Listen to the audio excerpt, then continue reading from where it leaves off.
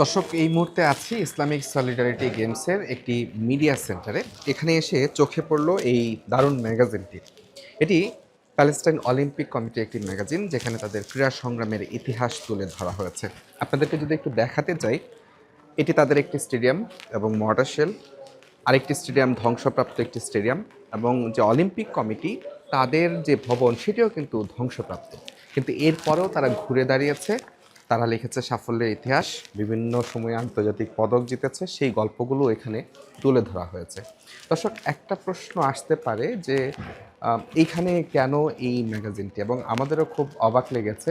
56টি দেশ অংশগ্রহণ করেছে, কোনো দেশের অলিম্পিক কমিটির এই ম্যাগাজিন আমরা কিন্তু মিডিয়া সেন্টারে পাইনি, যেটি ফিলিস্তিনেরটা পেয়েছি। বড় একটা উদ্দেশ্য হচ্ছে এই ম্যাগাজিনটি 56টি দেশের গণমাধ্যম কর্মীরা হয়তো পেয়ে থাকবেন, এবং তারা সেই ক্রীড়া সংগ্রামের ইতিহাসটা হয়তো তারা তুলে ধরবেন বিশ্বের দরবারে। আর এর মাধ্যমে তারা কিন্তু প্রমাণ করেছে অস্ত্রের লড়াইয়ে হয়তো ফিলিস্তিনিরা টিকে থাকতে পারছে না বা পেরে উঠছে না, কিন্তু যখন লড়াইটা ক্রীড়াঙ্গনের, সেখানে কিন্তু তারা ছেড়ে কথা বলছে না।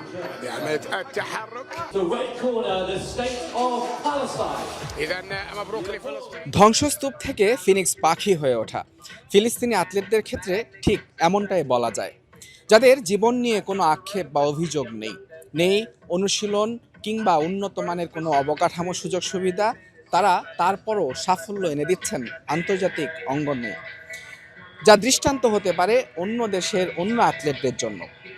মোজরাবিন তারেক, যমুনা স্পোর্টস, রিয়াদ, সৌদি আরব।